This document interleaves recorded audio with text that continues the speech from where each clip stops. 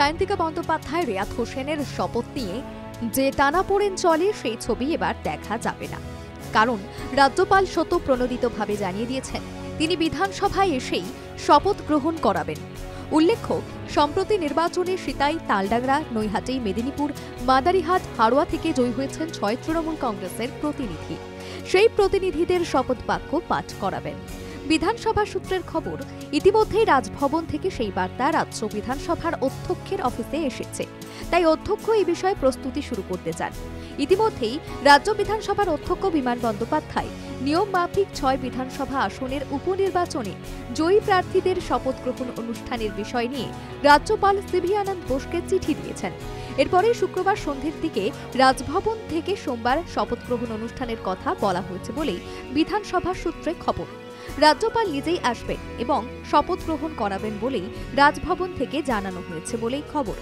ফলে মুখ্যমন্ত্রী মমতা বন্দ্যোপাধ্যায়ের উপস্থিতিতে 6 জন উপনির্বাচনে জয়ী তৃণমূল বিধায়কের শপথ গ্রহণ অনুষ্ঠান হবে।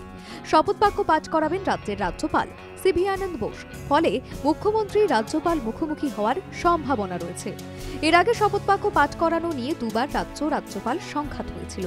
প্রথমবার রাজ্যপাল বলেছিলেন তিনি রাজভবনে শপথ বাক্য পাঠ করাতে চান। সেবার জয়ী প্রার্থীরা রাজভবনে গিয়ে শপথ নিতে চাননি। শপথ বাক্য পাঠ করানো নিয়ে সংঘাত শুরু হয়েছিল আরও একবার।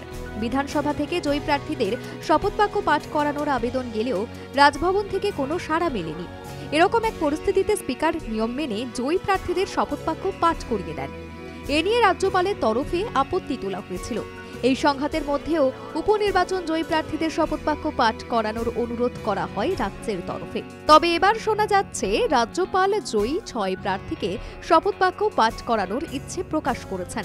বিধানসভাকে তা জানিয়েও দিয়েছেন। শপথ বাক্য পাঠ করানোর জন্য তিনি বিধানসভায় আসবেন, এমনটাই জানা যাচ্ছে। রাজ্যপালের দ্বিতীয় বর্ষপূর্তি অনুষ্ঠানের প্রাক্কালে তিনি মুখ্যমন্ত্রীকে চিঠি লেখেন।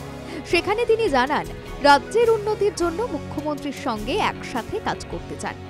উপনির্বাচনে জয়ী 6 প্রার্থীকে শপথ বাক্য পাঠ করানোর জন্য রাজ্যপাল এগিয়ে আসায় রাজ্যপাল সখ্য সম্পর্ক তৈরি হওয়ার দরজা খুলল বলে মনে করছেন পর্যবেক্ষকরা।